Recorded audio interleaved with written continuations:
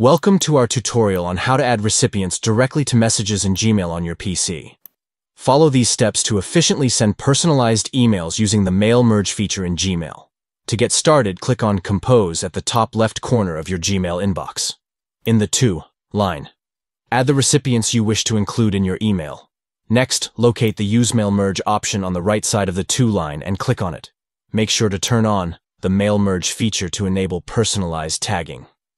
Now, in your message, enter the I symbol followed by the desired merge tag such as a first name, a last name, a full name, or email. These merge tags will help customize your emails for each recipient. To insert the merge tag into your message, simply press Enter. This will automatically populate the tag with the corresponding recipient's information, creating a personalized email experience. By following these steps, you can easily add recipients directly to your messages in Gmail and enhance your email communication with a touch of personalization. Start using the Mail Merge feature today to streamline your email outreach efforts.